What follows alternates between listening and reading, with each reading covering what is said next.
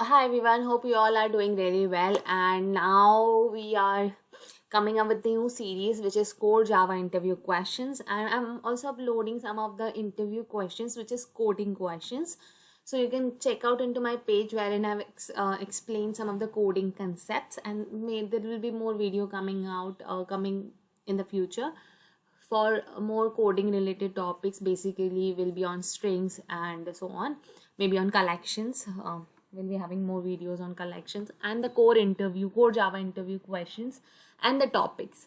So this topic is called threading, and you can ask, I can share you the slide, but you have to comment as we do it. Like, don't comment after 2-3 months, because the slide will vanish out.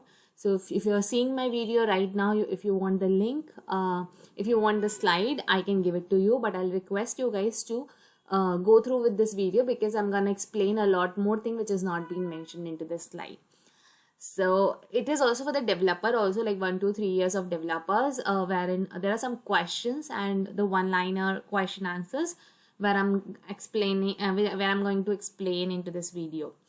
So let's quickly jump into the topic, that what is a thread, and also have to do the announcement that we still have some seats on the sessions going on, wherein we took out some of the sessions wherein we explain people who are not working experiences and they wanted to come into texting background, and we'll help them out to at least clear their interview and clear their doubts what exactly the work culture is. We're gonna help them out for those questions and answers. If they are facing a lot of failures in their interview, we'll help them out to answering those questions. And we have started the series again. So if you are interested, do contact me via mail, and I'll be happy to help you out. Yeah. So what is threading in Java? Thread means two different things: an instance of a class, Java dot language dot thread, and a thread of execution. So we also know, like we also as an automation tester, we use threading concepts. We use thread dot sleep most of the time, which is not a good practice to use it instead of like for the wait. So as we also know, the instance of a thread is just an object, okay, like any other object in Java. It has variables and methods, and but the thread of execution is an individual process, also called a lightweight process, that is its own that has its own call stack. So in Java, there is one thread per call stack, or to think of it in reverse, one call stack per thread. Even if we don't create any new thread in our program, threads are running at the back. That we know, right? Like if we are not creating, there are multiple threads of executions is going on, and that's how things work. So let's go. So we also have the main method, okay. So the main method we know, everyone knows, okay. The main method that start the whole ball rolling, runs in one thread called the main thread. So basically how the main method run, like you also known as like we'll also have a thread and main method over there. So if we look at the main call stack, we will see that the main is the first method on the stack and the method at the bottom. But as soon as you create a new thread, a new stack materialize, and the methods called from that thread run in a call stack. So you really need to understand, and maybe in this video or maybe in the upcoming video we'll understand about the stack and everything. And if people know about it, that's stack is also like a row or something wherein people the execution goes, okay. So call stack, and that's separate from the main call stack, okay. So there will be a different call of execution stack or a row, wherein in some the main method runs and some the calling method run, like the method which you're calling inside the main method.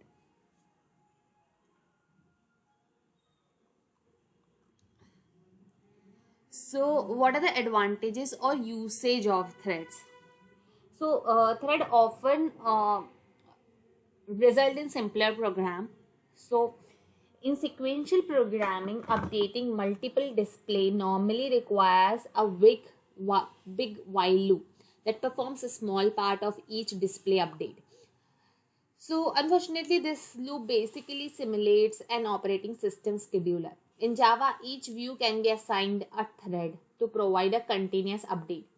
Programs that need to respond to initiated event can set up service routines to handle the events without having to insert code in the main routine to look these events. So threads provide a high degree of control. So what it does mean? Like these are the advantages people can ask you, like if you are 6-7 years of developers or a automation tester, the threads topic you should be aware of. So imagine launching a complex computation that occasionally takes longer than it's satisfactory. A watchdog thread can be activated that will kill the computation if it has become costly, perhaps in the favor of an alternate approximate solution. Note that the sequential program must muddy the computation with termination code, whereas Java program can use thread to control non-intrusively supervise any operation. Like we can control any of the operations, right, through thread. Like we don't want to run particular set of executions, okay, because of the cost, but we wanted to run some particular set of executions. Let's say if that memory thread and everything is using, right? So like for example, in the backend, if something is running and we are not, and if it is affecting the cost, and if in the front page we are not using it, right, if the user is not using it, so we can the thread will automatically, we can set a program that thread will this thread will stop, whereas the another thread will definitely run because that we are using it. So threaded application exploit parallelism. So a computer with multiple CPUs can literally execute multiple threads on different functional units without having to simulate multitasking, like time sharing. On some computers, one CPU handles the display while another handles the computations or database accesses, thus providing extremely fast user interface response times. I think this is something which is very important topic, the advantages or usage of thread. So in this slide, at least you'll get the topic, but yeah, I'm explaining because I cannot put everything, otherwise the slide will goes around 30-40 slides, which I don't want. I want to put every data because I'm explaining some or other things, and I think it's good if you're listening it at least once. I'm doing so much effort, so at least once you guys can listen it to me and then take the slide and put down what I'm saying it, and then read the slide. I think that will really help you out. So what is the difference between thread in the process? So that is something, when people dig into thread, they'll definitely ask you the question. So what is the difference between thread and the process? So when you say process most of the time, then you have to tell that it's a thread and a set of executions and stuff like that. You really need to know the difference between thread and the process. So threads share the address space of the process that created it. Process have their own address. Threads have direct access to the data segments of its process, and processes have their own copy of the data segment of the parent process. Threads can directly communicate with other threads of its process. Process must use interprocess. Threads have almost no overhead. Process have considerable overhead. Okay. New threads are easily created. New process require duplications of the parent process. Threads can exercise considerable control over threads of the same process. Process can only exercise control over child process.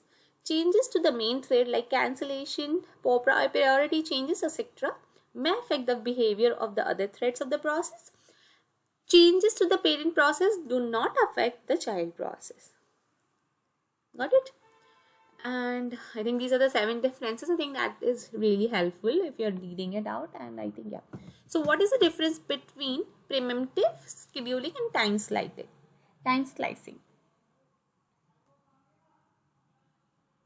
So under primitive scheduling, the highest priority task execute until it enters the waiting or the dead states, or a higher priority task comes into existence.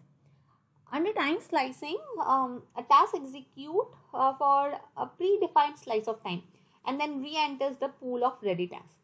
The scheduler then determines which task should execute next based on the priority and other factors. Got it?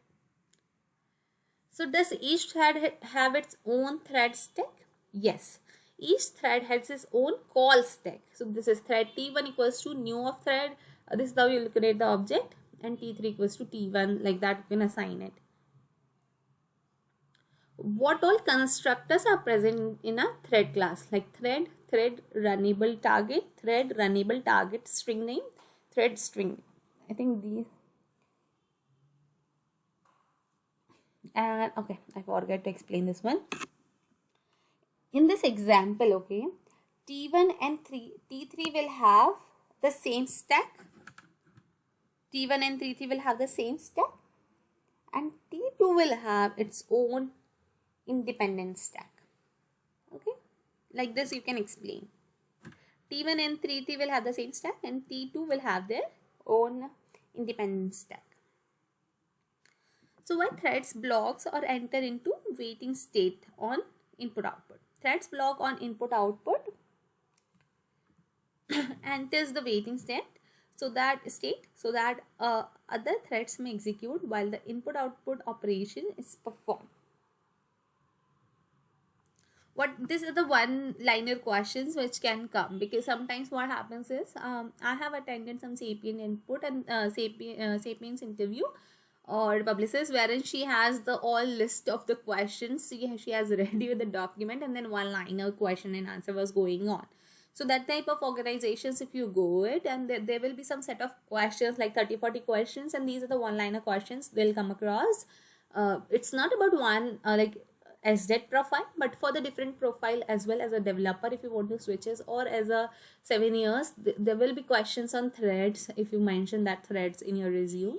So there will be questions based on threads. So these are the one liner questions you really need to know, like we know, right? Overloading, overriding, and main method be overriding or overloading, like that questions are there, right? Same as with the thread also. So what is the initial state of a thread when it's created and started? The thread is in ready state. What are the different states of thread lifecycle? I think we do have this. We have new, runnable, running, dead, and then block, waiting, sleeping.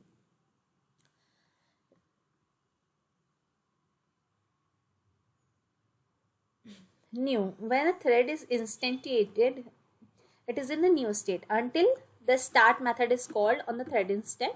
In this state, the thread is not considered to be alive. Okay, this one is like